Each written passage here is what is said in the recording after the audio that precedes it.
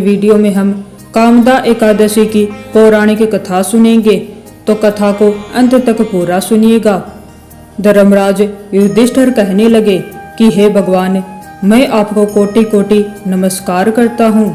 अब आप कृपा करके चैत्र शुक्ल एकादशी का महात्म्य कहिए। श्री कृष्ण कहने लगे कि हे धर्मराज, यही प्रश्न एक समय राजा दिलीप ने गुरु वशिष्ठ जी से किया था, और जो समाधान उन्होंने किया वो सब मैं तुमसे कहता हूँ। प्राचीन काल में भोगीपुर नामक एक नगर था। वहाँ पर अनेक ऐश्वर्यों से युक्त पुंडरीक नाम का एक राजा राज्य करता था। भोगीपुर नगर में अनेक अप्सरा, किन्नर तथा गंधर्व वास करते थे। उनमें से एक जगह ललिता और ललित नाम के दो स्त्री पुरुष अत्यंत वैभवशाली घर में निवास करते थे। उन दोनों में अत्यंत स्नेह था, यहाँ तक कि अलग अलग हो जाने पर दोनों व्याकुल हो जाते थे।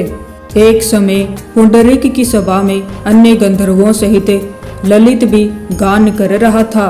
गाते गाते उसको अपनी प्रिय ललिता का ध्यान आ गया, और उसका स्वर भंग होने के कारण गाने का स्वरूप बिगड़ गया। ललित के मन के भाव जानकर कारकोट नामक नाग ने पद भंग होने का कारण राजा से कह दिया। तब पुंडरीक ने क्रोध पूर्वक कहा कि तू मेरे सामने गाता हुआ अपनी स्त्री का स्मरण कर रहा है, अतः तू कच्चा मांस और मनुष्यों को खाने वाला राक्षस बनकर अपनी किए कर्म का फल भोग। पुंडरीक के श्राप से ललित उसी क्षण महाकाय विशाल राक्षस हो गया। उसका मुख अत्यंत भयंकर, नेत्र सूर्य चंद्रमा की तरह प्रदीप्त तथा मुख से अग्नि निकलने लगी। उसकी नाक पर्वत की कंदरा के समान विशाल हो गई और गर्दन पर्वत के समान लगने लगी। सिर के बाल पर्वतों पर खड़े वृक्षों के समान लगने लगे तथा भुजाएं अत्यंत लंबी हो गई। कुल मिलाकर उसका शरीर 8 योजन के विस्तार में हो गया। इस प्रकार राक्षस होकर वह अनेक प्रकार के दुख भोगने लगा।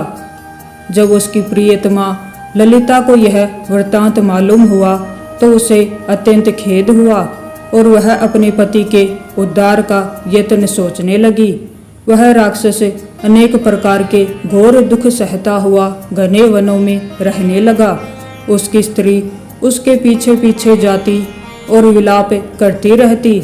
एक बार ललिता अपने पति के पीछे घूमते घूमती विंध्याचल पर्वत पर पहुंच गई, जहां पर श्रृंगी ऋषि का आश्रम था।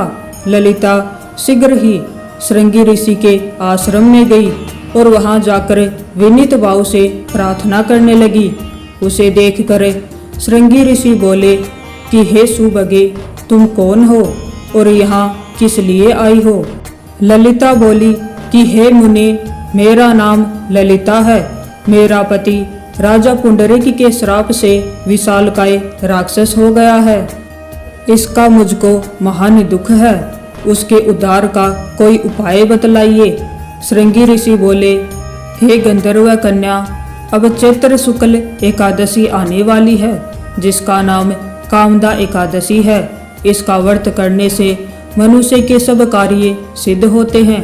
यदि तू कामदा एकादशी का व्रत कर उसके पुण्य का फल अपने पति को दे, तो वह शीघ्र ही राक्षस योनि से मुक्त हो जाएगा और राजा का श्राप भी जरूर शांत हो जाएगा। मुनि के ऐसे वचन सुनकर ललिता ने चैत्र शुक्ल एकादशी आने पर उसका व्रत किया और द्वादशी को ब्राह्मणों के सामने अपने व्रत का फल अपने पति को देती हुई भगवान से इस प्रकार प्रार्थना करने लगी, हे प्रभु, मैंने जो यह व्रत किया है इसका फल मेरे पति देव को प्राप्त हो जाए, जिससे वह राक्षस योनि से मुक्त हो जाएं। एकादशी का फल देते ही उसका पति राक्षस योनि से मुक्त होकर अपने पुराने स्वरूप को प्राप्त हुआ। फिर अनेक सुंदर वस्त्र आभूषणों से युक्त होकर ललिता के साथ विहार करने लगा। उसके पश्चात वे दोनों विमान में बैठकर स्वर्गलोक को चले गए। वशिष्ठ मुनि कहने लगे कि हे राजन, इस व्रत को विधि पूर्वक करने से समस्त पाप नष्ट हो जाते हैं तथा राक्षस आदि की योनि भी छूट जाती है। संसार में इसके बराबर कोई और दूसरा व्रत नहीं है। इसकी कथा पढ़ने या सुनने से वाजपेयी यज्ञ का फल प्राप्त होता है। तो ये थी कामदा एकादशी की पौराणिक कहानी। अगर आपको ये कहानी अच्छी लगी हो तो वीडियो को लाइक